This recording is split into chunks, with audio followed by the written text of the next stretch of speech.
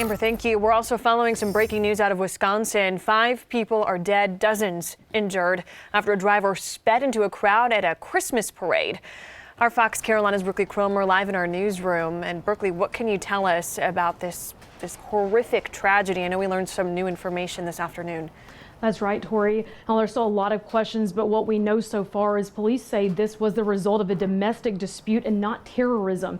Now, police believe this person, the driver, fled from another scene, but they want to make it clear they were not pursuing him whenever he clowned into that crowd during the Christmas parade yesterday. Now, right now, the big question on everyone's mind is why. Now, here's a look at the driver, 39-year-old Daryl Brooks. He's being questioned in connection with that deadly crash that killed at least 5 people, injuring nearly 50 others, including children and elderly adults.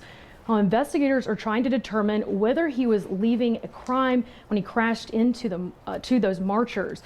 Now, WAUKESHA police say Brooks was involved in that domestic disturbance, as I just mentioned, just moments before the crash.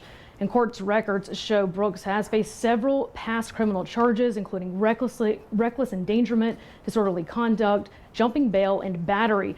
Now, most recently, he posted a $1,000 bond just 2 days before this crash. The community, obviously, as you can imagine, just shaken and mourning today. Last night, our wonderful WAUKESHA parade became the scene of a horrific tragedy. Last night, that parade became a nightmare. Minutes after the incident occurred, I responded to the scene, and what I saw out of chaos and tragedy was heroes, first responders, and the community coming together. Now, we've heard many reports of heroism at the scene. The police chief praised first responders and bystanders who jumped into action and helped stabilize those victims. And some of them, bystanders, officers, even took them to hospitals in their own cars. Police tell us now Brooks is facing 5 charges of intentional homicide. Now, here's a look at the terrifying, frightening moment that car broke through the barricades in that parade yesterday. What you can't hear is what appears to be several gunshots. Now, that's from an officer who opened fire on the car trying to stop this vehicle from continuing through the crowd. Now, all of those victims who passed away were over 50 years old.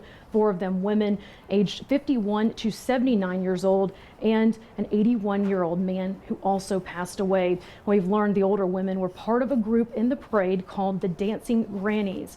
Also among the children, victims, 18 of them are still hospitalized with injuries ranging from broken bones to serious head injuries. Of course, this is still a developing story, very early in this investigation. We'll keep you up to date. You can download the Fox Carolina app for more and the latest updates on this story or more.